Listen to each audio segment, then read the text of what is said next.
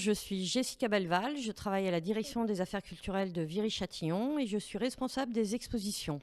Nous ouvrons ce soir l'exposition Océan, qui est consacrée bien évidemment à Océan, avec une exposition de l'association Plateforme Océan et Climat et les photos de Patrick Desormeaux. Donc on a construit cette exposition il y a à peu près 1 an et demi et nous l'avons voulu immersive. Donc c'est pour ça que nous avons une ambiance bleue. Nous avons voulu être un petit peu comme dans un aquarium. Et j'ai fait la connaissance de Patrick il y a à peu près 1 an et demi. J'ai appris qu'il était plongeur, formateur et qu'il avait une passion donc, pour la plongée sous-marine. Et quand il m'a montré son travail, tout de suite, c'était lui. Voilà, c'était lui pour l'exposition. Donc, il nous a fait le plaisir de nous prêter à peu près 25 photos qui sont réparties sur 3 niveaux dans la salle d'exposition, à la section adulte, à la section images et son. Et donc, voilà, l'exposition est ouverte jusqu'au 11 février. Surtout, ne manquez pas le rendez-vous le samedi 11 février où, justement, vous pourrez rencontrer Patrick Desormeaux pour une rencontre où il vous expliquera sa passion, ses débuts, le pourquoi du comment de la plongée. Et donc, voilà, donc l'exposition est accessible pendant 4 semaines. Elle est gratuite et elle est ouverte au public 5 jours par semaine.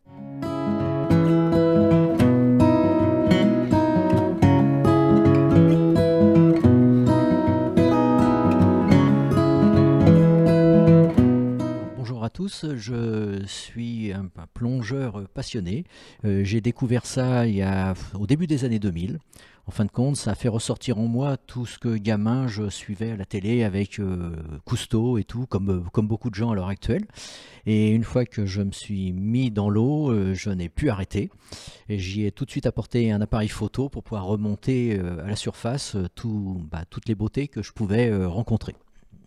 Je choisis mes voyages en fonction de la faune que je veux rencontrer. Quand j'ai entendu parler d'un sujet particulier, on a été à l'île Maurice par exemple spécialement pour les cachalots, on va pour faire du vraiment petit macro et voir des petites bestioles, on va en Indonésie, en fin de compte ça va dépendre. Mais une fois sur place, tout ce qui est beau à prendre, j'en profite au maximum, quoi. Mais c'est vrai que j'ai une préférence pour les photos d'ambiance. Alors il y a sûrement beaucoup de choses à faire. Après, lors d'une exposition comme ça, en fin de compte, il y a 2 façons de présenter les problèmes environnementaux qu'on peut rencontrer dans la mer. C'est soit on présente tous les côtés néfastes qu'a apporté l'homme, toutes les pollutions et tout. Il y a de super expos là-dessus. Soit on présente ce qui est très beau, en espérant que les gens voyant ces beautés sous-marines se disent je vais essayer de ne pas les abîmer. J'ai été vraiment impressionné par toute la diversité qu'il peut y avoir en Indonésie, dans le fameux triangle de corail qui se situe grosso modo entre les Philippines, Bali et la Papouasie, où là il y a une diversité qui est énorme avec des animaux qu'on n'a pas l'habitude de voir. Mais à côté de ça, j'ai été aussi émerveillé quand j'ai pu rencontrer les cachalots à l'île Maurice. En fin de compte, ça dépend. Il y a des beautés partout et j'aimerais bien pouvoir aller partout, mais je pense pas que j'aurai le temps de faire toutes les destinations qui me tentent. Mais bon, j'ai la chance d'en avoir fait déjà pas mal et je suis déjà bien content de tout ce que j'ai fait. Alors, pour moi personnellement, la faune que j'aimerais rencontrer, c'est celle que je n'ai pas encore rencontrée, tout simplement. Mais je n'ai pas de faune vraiment, d'un sujet vraiment particulier. Après, pour le futur, j'aimerais bien que on puisse continuer à voir tout ce que je peux montrer à travers mes expositions et que mes enfants, mes petits-enfants puissent continuer à voir ça. Après, ça ne dépendra pas que de moi, ça dépendra des politiques, mais de nous aussi globalement sur les décisions qu'on prendra dans le futur.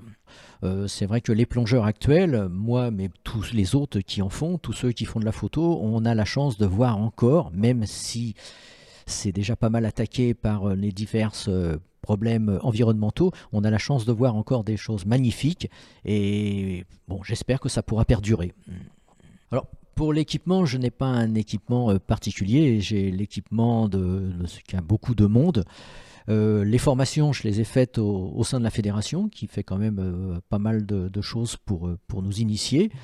Et puis après, ce que je recommande, c'est de plonger en fin de compte. Pour pouvoir réussir des photos, pour voir une faune exceptionnelle, il faut y aller et y retourner, et y retourner, et y retourner.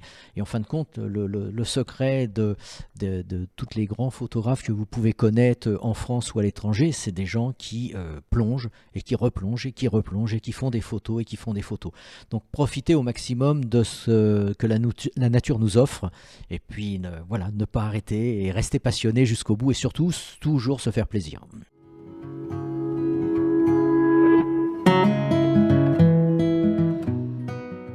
Eh bien déjà qui se forment, qui rencontrent d'autres personnes pour avoir des conseils, éviter des petites erreurs, pas perdre de temps, et puis aller dans les différentes associations, rencontrer d'autres personnes qui sont aussi passionnées que lui, et puis aller simplement plonger pour découvrir ce monde merveilleux qu'on est quand même quelques-uns à connaître, mais que, en fin de compte, par rapport à la population, qu'on est peu à connaître.